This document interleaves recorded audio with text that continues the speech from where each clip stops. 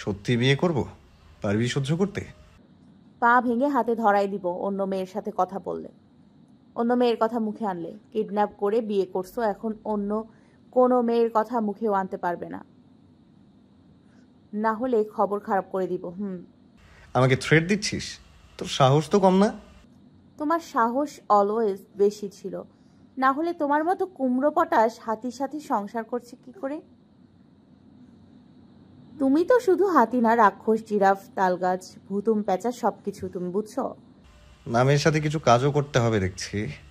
এত ভালো ভালো নাম দিলি, তার কিছু নমুনা দেখাই, কি বলিস? বললেই তুরকে নিচে ফেলে উপরে উঠে গেল শান।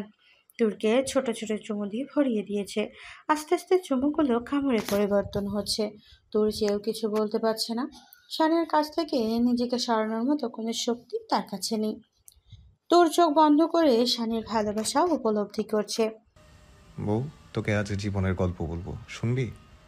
বলো, কিন্তু আর কখনো এভাবে আমার পাগল করো না। নিজের ওপর নিয়ন্ত্রণ হারিয়ে ফেলবো তাহলে। আমি তো চাই তুইও আমার মতো নিয়ন্ত্রণহীন হয়ে যা। তাহলে বুঝবি ভালোবাসার মানুষের কাছে থাকার পরও তার থেকে নিজেকে দূরে রাখার কতটা কষ্ট। আচ্ছা বাদ দে, এখন গল্প শোন। শান জোরে জোরে নিঃশ্বাস নিয়ে বলতে শুরু করলো। তাহলে শোন। বেশি দিন আগের কথা না, এবারের ঈদের কথা। একদিন আমি অফিস থেকে আসছিলাম। মাঝপথে পুরাতন বস্তির সামনে আমার গাড়ি নষ্ট হয়ে গিয়েছিল। হঠাৎ মাঝ রাস্তায় গাড়ি নষ্ট হয়, খুব বিরক্ত লাগছিল। ওখানে বসে বসে ভাবছিলাম কি করে গাড়ি ছাড়া বাড়ি ফিরবো, কারণ এত রাতে কোনো মেকানিক পাবো না। কোনো গাড়ি ঘোড়াও দেখছিলাম না। হঠাৎ করে বস্তির একটা ঘর থেকে ছোট্ট বাচ্চার কান্নার আওয়াজ আসছিল।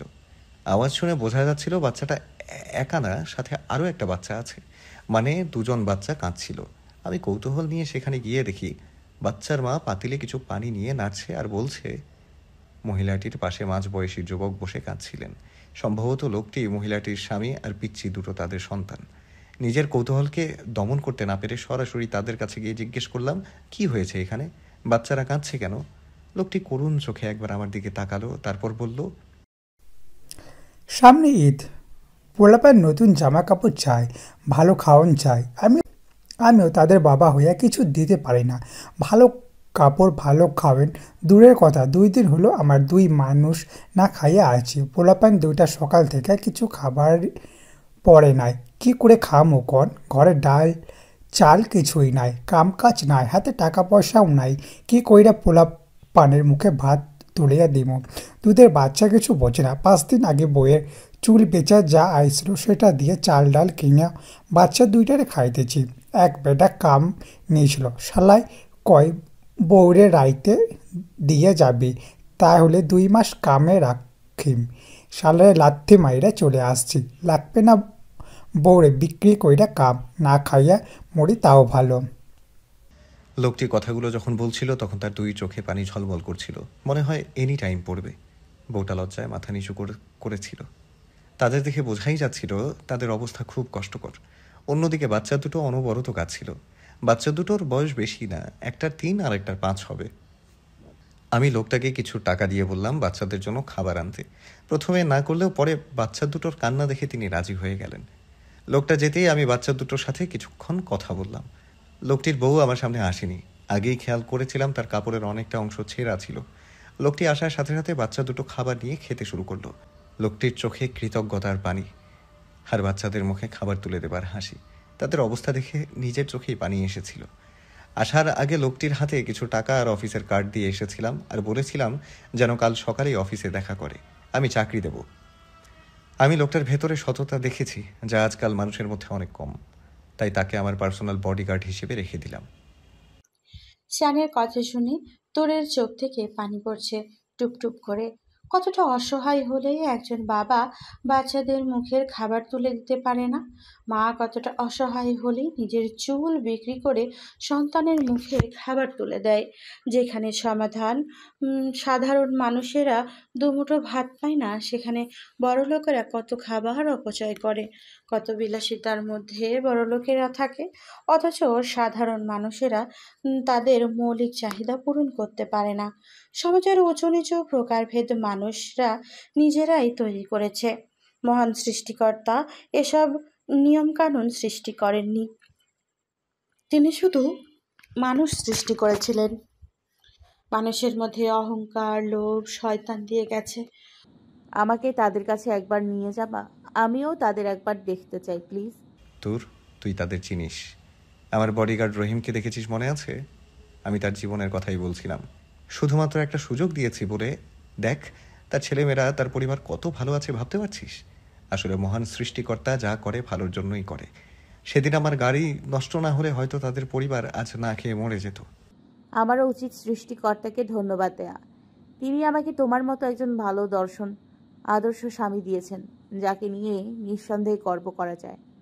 হুম, সব করা যায়, শুধু স্বামীকে একটু ভালোবাসা যায় না। স্বামীর কাছে আসলেই শুধু পালাই পালাই করতে মন চায়, তাই না বউ? বড্ড বেশি কথা বলো। এখন সাইটে যাও, আমি ঘুমাবো। ভালোবাসি পরে হবে, আগে ঘুম পরে দুনিয়াদারি। বলেই তুর শানের বুক থেকে উঠে সাইডে চলে যেতে লাগে। অমনি শান তুরকে উল্টিয়ে নিচে ফেলে তুরের উপরে উঠে তুরের দুই হাত বিছানার সাথে দুই দিকে চেপে ধরে। তুর শানকে ছাড়াবার জন্য ছটফট করছে, কিন্তু শানের শক্তির সাথে পেরে উঠছে না। কি গো বউ, শক্তি শেষ গায়ে? আর জোর নেই? এতেই হাঁপিয়ে গেলি? আমি মনে করেছিলাম আমার ঝাঁসির রানী বউ আমাকে হারাতে পারবে, কিন্তু না, আমার ঝাঁসির রানী বউ স্বামীর কাছে ভেজা বিড়াল হয়ে গেছে। তুর রেগে শানের হাত কামড় বসিয়ে দিল। শান ব্যথা পাবার বদলে হুঁ হাঁ করে হাসতে লাগলো। শানের হাসি তুরের মেজাজ আরো খারাপ করে দিল। তুর রেগে ফোঁস করলো। এখানে এত হাসির কি আছে? আমাকে ছাড়ো, আমি ঘুমাবো। আর তোমার ঘুম না পেলে কিচেনে গিয়ে চাল আর ডাল আলাদা করো, তাহলে সময় পার হয়ে যাবে। তোমার টাইম পাস করা হবে। আর আমার ঘুম, বুদ্ধিটা ভালো দিলাম না? ওগো বউ, চাল ডাল বাছাবাছি বিয়ের আগে করেছি, এখন বউ থাকতে চাল ডাল নিয়ে প্রশ্নই ওঠে না। এখন যা করব বউয়ের সাথে করব। সো আমি যদি এখন চাল ডাল বাঁচতে যাই, সাথে তোমাকেও যেতে হবে, বুঝেছো? বলল। তোর চুপ করে আছে, কি বলবে বুঝতে পারছে না। যাই বলুক, শেষ সিদ্ধান্ত শান নেবে। তোর কিছু বলার আগেই শান ঠোঁট দুটো নিজের আয়ত্তে করে নিয়েছে। পরম শান্তিতে ঠোঁটের স্বাদ নিতে থাকে। আস্তে আস্তে দুই হাত ছেড়ে তুরকে শক্ত করে জড়িয়ে ধরে তুরের গলায় মুখ ডুবিয়ে ঘুমিয়ে পড়ে। সকালে নাস্তার টেবিলে সবাই একসাথে নাস্তা করছে। তোর সবাইকে নাস্তা পেরে দিচ্ছে। হঠাৎ টিনা বলে উঠল, শান, শান, আমার সাথে একটু মার্কেটে যেতে পারবি? মানে, আমি এখানে পরার মতো তেমন কাপড় নিয়ে আসিনি, কিছু শাড়ি কিনতে চাচ্ছিলাম। কিছু বলার আগেই তুর বলে উঠল, সরি টিনা আপু, শান আজকে আমাকে ভার্সিটিতে নিয়ে যাবে। যেখানে সেখানে আমাকে রেখে অফিসে যাবে। অফিসে তার জরুরি মিটিং আছে, তাই আপনাকে নিয়ে মার্কেটে যেতে পারবে না। আপনি কাজ করুন, টেপির মাকে নিয়ে মার্কেটে যান। ওনার চয়েস অনেক ভালো, আপনি চাইলে ওনার হেল্প নিতে পারেন। টিনার আগে ফুসফুস করতে করতে তুরকে বলল, ইটস ওকে তোর, শানের যখন সময় হবে আমি সেদিনই মার্কেট করব। টিনা আপু, অফিসে এখন অনেক কাজ, বুঝতেই তো পারছেন। কয়েকদিন পর হানিমুনে যাব, তাই আজ তাই কাজগুলো তাই কাজগুলো আগে সেরে নিলে ভালো হবে। তা না হলে পরে শান্তি মতো হানিমুন করতে পারবো না। তাই আপনি তার আশা বাদ দিন। আরেকটা কথা, আপনি কি এখানে সারা জীবন থাকবেন? যে বলছেন শানের জন্য যখন সময় হবে তখন যাবেন। আপনি তো 2-4 দিনের অতিথি পাখির মতো এসেছেন, আবার অতিথি পাখির মতো চলে যাবেন। তাই আমার বরের আশা তাই আমার বরের আশায় না থেকে নিজে নিজে শপিং করে আসুন। আর মার্কেটে যেতে বিরক্ত লাগলে ঘরে বসে অনলাইনে অর্ডার দিয়ে দিন। আমার বরের আত্মা মহান, তিনি আপনার জিনিসপত্রের দাম দিয়ে দেবে। টেনশন নেবেন না। আপনার কাছে দুটো অপশন আছে, আপনার যেটা ভালো লাগে সেটা চুজ করেন। তুরের কথা শুনে শানসহ তার বাবা মা অবাক হয়ে গেছে। এ কোন তুরকে দেখছে তারা? আগের তুর এত কথা কখনো বড়দের সামনে বলতো না। এমনি শয়তানি করলেও সব সময় বড়দের সম্মান দিয়ে কথা বলতো, কিন্তু এখন পোস্ট দেখা যাচ্ছে তোর টিনাকে অপমান করছে। যদিও ব্যাপারটা শানের বাবা মার কাছে বেশ ভালো লাগছে, কারণ টিনাকে তাদের একদম পছন্দ নয়। টিনা সবসময় ছোট ছোট কাপড় পরে আর মুখ ভর্তি হাফ ইঞ্চি মেকআপ। শান নাস্তা করে তুরকে নিয়ে বেরিয়ে পড়লো। টিনা শুধু ওপর থেকে দেখলো, কিছু করতে পারলো না। টিনা নিজেও বুঝতে পেরেছিল তুর তাকে অপমান করছে। শানের সামনে উম, ভালো হওয়ার অভিনয় করতেই চুপ করে তুরের কথাগুলো হজম করলো। ফাঁকা নিরিবিলি নদীর পাশে শান গাড়ি থামালো। তোর আশেপাশে ভালো করে চোখ বুলিয়ে শানের দিকে তাকিয়ে বলল, এখানে আনলে কেন? আমাকে ভার্সিটিতে দিয়ে তুমি অফিসে চলে যেতে। অফিসে তো তোমার অনেক কাজ, শুধু শুধু এখানে আনতে গেলে কেন? শান্তরের সিট বেল্ট খুলে তোরের কোমর ধরে নিজের কোলে বসিয়ে পেছন থেকে শক্ত করে জড়িয়ে ধরে বলল, আমার বাচ্চাও ওটা দিন দিন এত রোমান্টিক হয়ে যাচ্ছে, আমি আগে বুঝিনি। আমি তো ছোট মনে করে আমার হানিমুনের ডেট পিছিয়ে নিয়ে গেলাম, আর এখন দেখছি আমার পিছিয়ে বউ নিজেই হানিমুনের চিন্তা করছে। তা বউ এত রোমান্টিক হওয়ার কারণ কি বলা যাবে?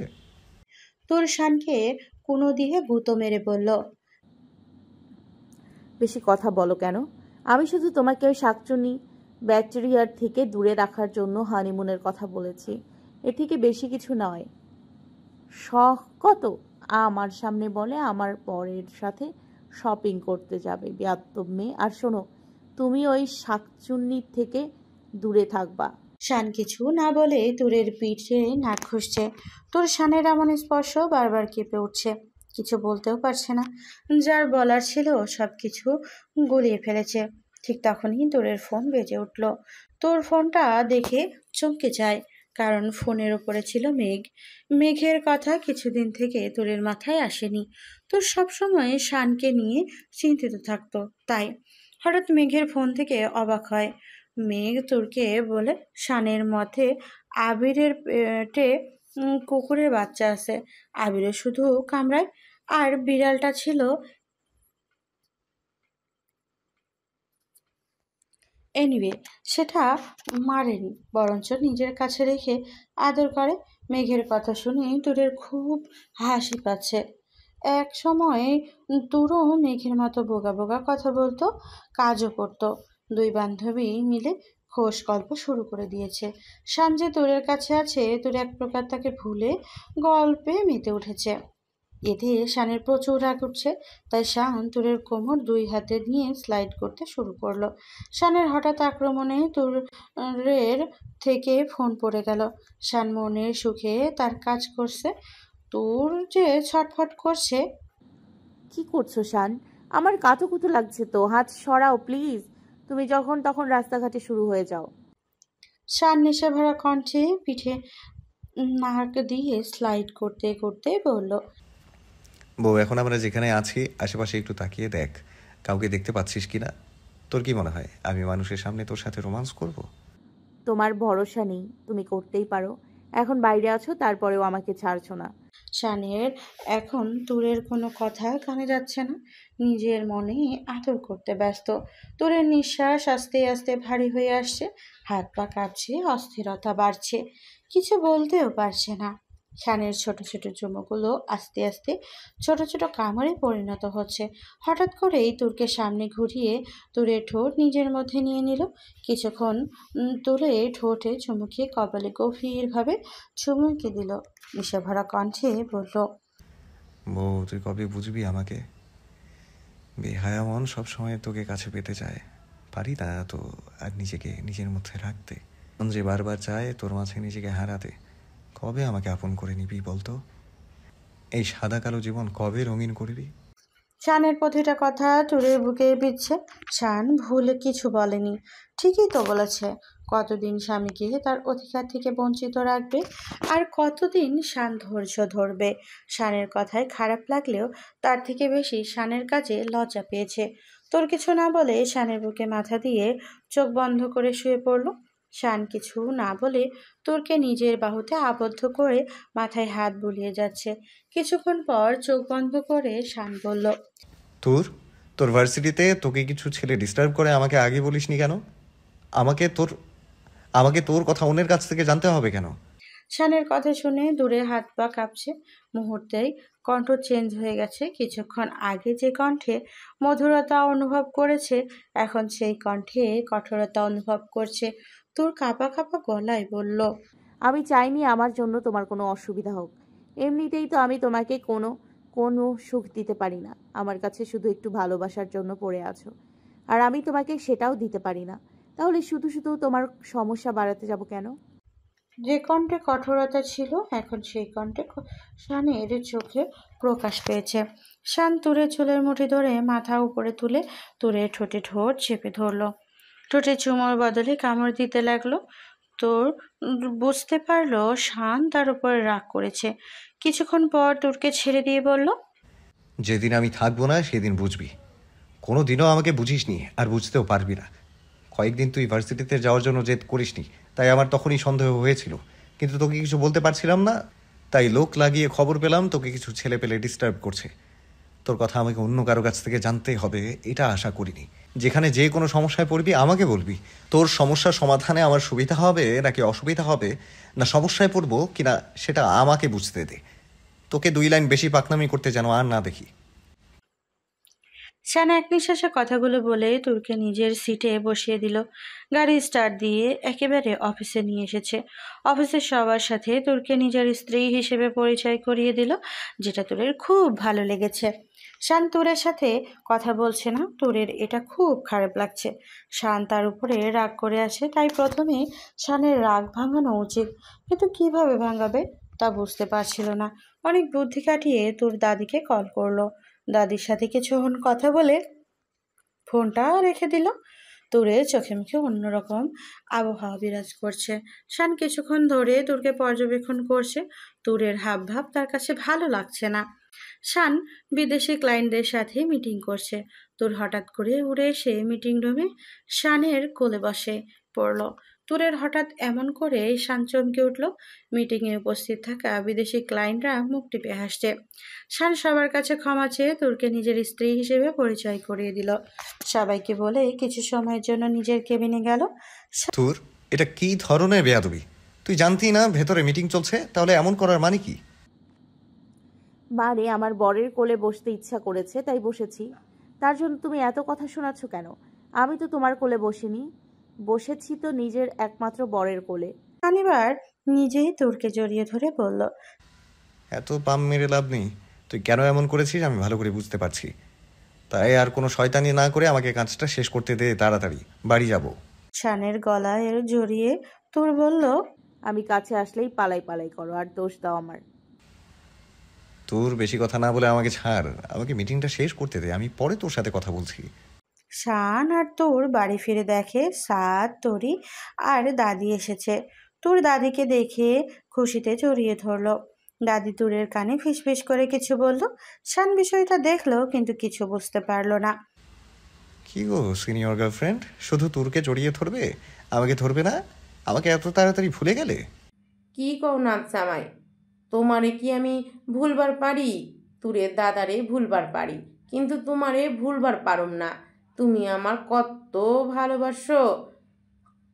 আমার লাগে মাছ ধইরা কাদায় মাখামাখি হইছ। দাদির লজ্জা লজ্জা কথা শুনে শানের বাবা মা মুখ টিপে টিপে হাসছে। তোর তো রেগে ফায়ার। দাদি, সারাদিন পর মাত্র আসলাম, একটু ফ্রেশ হয়ে আসি তারপর কথা বলি। দাদি কিছু বলার আগে তোর শানের হাত ধরে নিজের রুমের দিকে গিয়ে গড়গড় করে গেট লাগিয়ে দিল। শানকে ওয়াশরুম পর্যন্ত যেতে দেয়নি, খাটের মাঝে বসিয়ে রেখেছে। তোর এক সাইড থেকে আরেক সাইড পায়চারি করছে। হঠাৎ করে শানের কোলে বসে দুই কান ধরে টানাটানি শুরু করলো। ওই, তোকে এত সুন্দর কে হতে বলেছে? ছুরি থেকে বুড়ি সবার তোর দিকে নজর দেয়। তুই তো শুধু আমার, তাহলে অন্যরা কেন নজর দেবে বল? এত সুন্দর কেন হয়েছিস? তোর কি করছো? ছাড়ো, আমি কানে ব্যথা পাচ্ছি তো। তোর শানের কোনো কথা শুনছে না। আপন মনে শানের কান ধরে টানাটানি করছে, তাই বাধ্য হয়ে শান তোরকে কোলে নিয়ে ওয়াশরুমে চলে গেল। এই পচা লোক, ছাড় আমায়, ছাড়। তোর সাথে আমার কোনো কথা নেই, তুই খুব পচা, আমাকে একটু ভালোবাসিস না। বলে তোর কান্না করতে শুরু করলো। শান তোরকে শান্ত করে বলল, হ্যাঁ এই বউ পাখি, এত রাগ করিস কেন? আমি কি কাউকে বলি আমাকে পছন্দ করতে? কেউ যদি নিজে আমাকে পছন্দ করে তাহলে আমার দোষ কি এখানে? আমি তো শুধু তোকে ভালোবাসি। তুই কেন আমার কথা বুঝিস না? সব সময় উল্টাপাল্টা ভাবিস, নিজে কষ্ট পাস, সাথে আমাকেও দিস।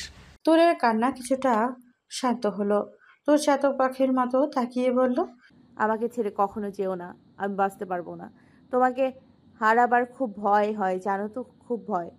তোমাকে হারিয়ে ফেলার ভয়ে আমি শান্তিতে দুদণ্ড বসতে পারি না। এত ভয় কেন পাই বলো তো? কারণ তুই আমাকে নিজের থেকে বেশি ভালোবাসিস, তাই তো সব সময় হারাবার ভয়ে থাকিস। বলেই তুরের কপালে চুমু দিয়ে তুরও চোখ বন্ধ করে অনুভব করলো। কিছু সময় পর দুজন ফ্রেশ হয়ে বাহিরে এলো। শান খাটিয়ে গা দিতেই ঘুমিয়ে পড়লো। তোর নিচে গিয়ে দেখে সবাই মিলে গল্প করছে। টিনা দাদির আশেপাশে ঘুরঘুর করছে, কিন্তু দাদি টিনাকে পাত্তা দিচ্ছে না। একসময় হঠাৎ টিনা বলে উঠল, এই বাড়িতে আমার থেকে বুদ্ধিমান কেউ নেই। আমি বিদেশ থেকে ডিগ্রি নিয়ে এসেছি এখানে। ওখানে সবাই আমাকে তাদের আইকন হিসেবে মানে। আমাদের বংশের সবাই উচ্চশিক্ষিত, সবাই বুদ্ধিমান, তাদের মতো আমিও হয়েছি। টিনার কথা শুনে তরির রাগে গা জ্বলছে। টিনার কথাগুলো এমনভাবে বলল, মনে হলো নিজেকে বিদ্যাসাগর মনে করলো। তোর কিছু বলার আগেই তরি বলল, টিনা, তুমি সত্যি অনেক বুদ্ধিমতী। আমার একটু হেল্প লাগবে তোমার। আসলে হয়েছে কি জানো, আমার এক বন্ধু আমাকে প্রশ্ন করেছিল কোন দেশে মাটি নেই। আমি অনেক ভেবে চিন্তেও এটার উত্তর দিতে পারিনি। তুমি যদি একটু বলতে। টিনা ঘামতে শুরু করেছে। টিনার অবস্থা দেখে তোর আর সাদ মুখ টিপে টিপে হাসছে, সাথে দাদিও। টেপির মা আর শানের বাবা মাও।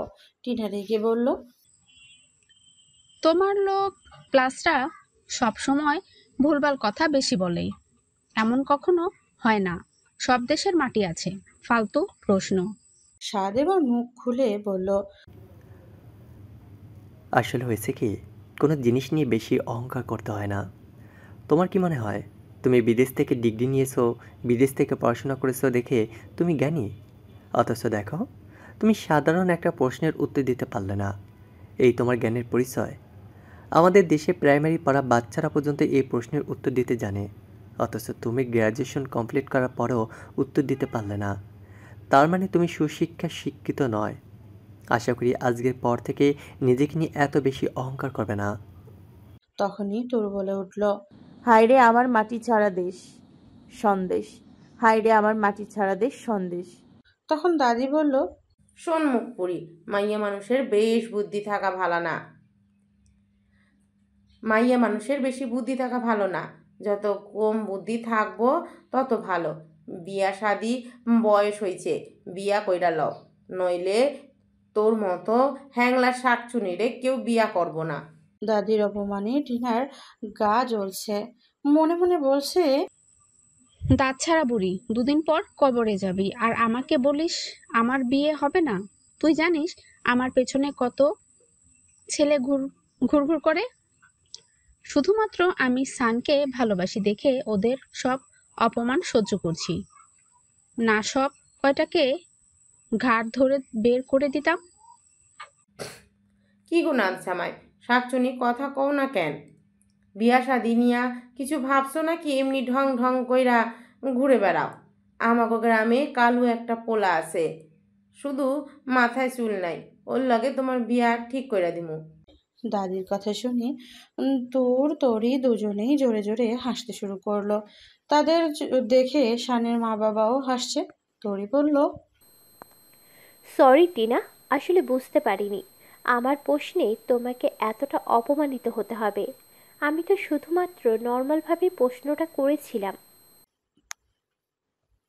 সারা বিকেলটা গল্প করে সবাই কাটালো। এদিকে সন্ধ্যার পর শান ঘুম থেকে উঠে দেখে সবাই ছাদে আড্ডা দিচ্ছে। শান সোজা গিয়ে তুরের কাছে বসলো। কি বলো সিনিয়র গার্লফ্রেন্ড, তোমাকে কি ভোলা যায়? তুমি তো আমার বউয়ের থেকেও সুন্দর। আজকে একটু শরীর খারাপ লাগছিল দেখে এত বেশি ঘুমিয়েছি। কালকে সারাদিন তোমার, এবার খুশি? আচ্ছা, পরে তোর সিনিয়র গার্লফ্রেন্ডকে খুশি করিস, এখন তোর একমাত্র ভাবিকে খুশি কর।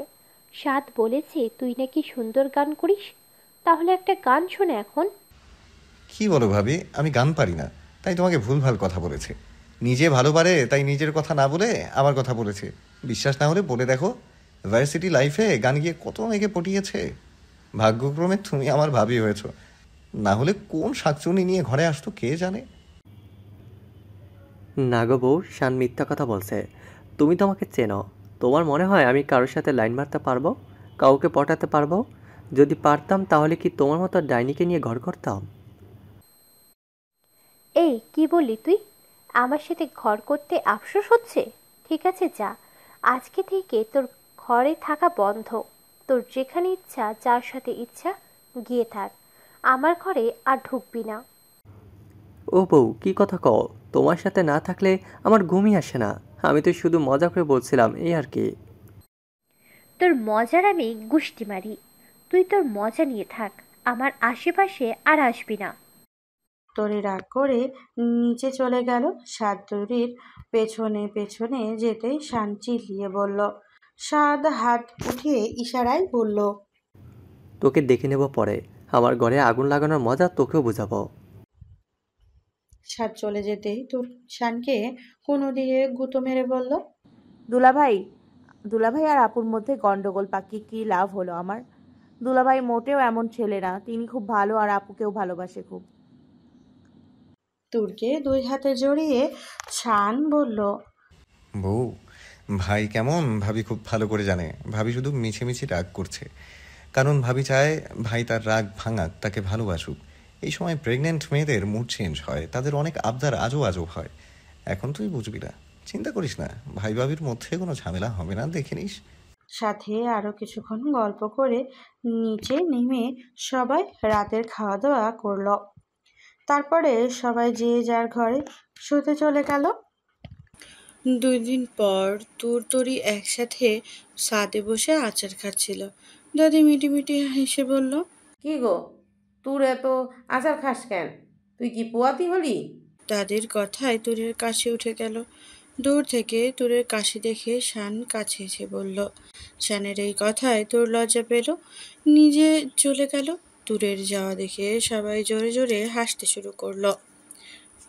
তখনই টিনা এসে বলল। কি হয়েছে শান, তোমরা এত হাসছো কেন? দাদি বলল। ওই সিরি, তুই যখন তখন কথা কস কেন?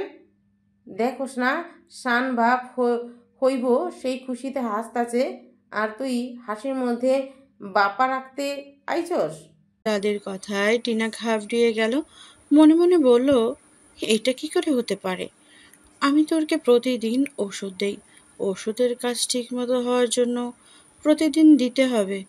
তাই তো আমার এখানে আসা। দূরের ব্যবস্থা করা শেষ হলেই আমি শানকে বিয়ে করব। তোর চাইলেও কিছু করতে পারবে না। টিনায় কিছু মনে করো না, তোর আচার খাচ্ছিল আর দাদি একটু মজা করেছে, তার সাথে আমি একটু যোগ দিয়েছিলাম, তাই বেচারি লজ্জা পেয়ে নিচে দৌড় দিয়েছে, আর সেটা নিয়েই আমরা হাসাহাসি করছিলাম। শানের কথায় একটু স্বাভাবিক হয়ে টিনা কাঁপা কাঁপা গলায় বলল। আচ্ছা শান, তোর যদি কখনো মা হতে না পারে তাহলে তুমি কি করবে? আবারও বিয়ে করবে? টিনার এমন কথায় সবাই চমকে উঠল। হঠাৎ এমন কথা বলায় সবার সন্দেহের দৃষ্টিতে তাকিয়ে আছে টিনার দিকে। টিনা আবার আমতা আমতা করে বলতে লাগলো। আরে তোমরা আমার দিকে এমন করে তাকাচ্ছ কেন? আমি তো কথার কথা বললাম। এমন তো অনেক হয়, তাই আর কি জানতে ইচ্ছে করলো। সান, কি করবে? টিনা, একটা বাচ্চা স্বামী স্ত্রীর সম্পর্ক আরও মজবুত করে। সব বাবা মাই চায় তাদের নিজের সন্তান হোক, ছোট ছোট হাত পা নিয়ে সারা বাড়ি খেলুক, সবাইকে মাতিয়ে রাখুক। আমিও তাই চাই, কিন্তু সেটা তুরের সাথে। তুর আমার নেশা, আমি আবদ্ধ তুরের নেশায়। জীবনে যদি কখনো এমন পরিস্থিতি আসে, তারপরও কখনো তুরকে ছাড়তে পারবো না। আমার লাগবে না কোনো সন্তান, কিন্তু তুরকে অবশ্যই লাগবে। তুরকে আমি খুব ভালোবাসি। শান কথা শেষ করতেই তরি আর দাদি হাততালি দিতে শুরু করলো। আর টিনার মুখটা বাংলার বাচ্চার মতো হয়ে গেল। দাদি বলল। এই মাইয়ার মুখ থেকে সবসময় খারাপ কথাই বাইর হয়, না জানি মাথায় কত শয়তানি বুদ্ধি নিয়ে ঘুরে, কখন কার কি ক্ষতি করে আল্লাহ জানে। সরি সান, আমি তোমাকে ওরকম করে বলতে চাইনি, জাস্ট জানতে ইচ্ছে করলো তাই বলেছিলাম, কিছু মনে করো না। শান ইটস ওকে বলে নিচে চলে গেল। শানের পর তরি আর দাদি দুজনেই নিচে নেমে গেল। টিনা ছাদের এক পাশে দাঁড়িয়ে আকাশ দেখছে আর বলছে। সান, তুমি 2 দিন তুরকে এত ভালোবাসো, আমার ভালোবাসা দেখেও না দেখার করে রাখলে আমি কখনোই তোমাদের সংসার করতে দেব না। তোর মা হতে না পারলেও যদি তুমি তাকে না ছাড়ো, তাহলে তোরকে দুনিয়া থেকে সরিয়ে দেব। তাহলে তো আমায় বিয়ে করবে। তোমার জন্য আমি খুন করতেও রাজি। তোমাকে যে কোনো কিছুর বিনিময়ে আমার চাই। তোমাকে যে খুব ভালোবাসি সান।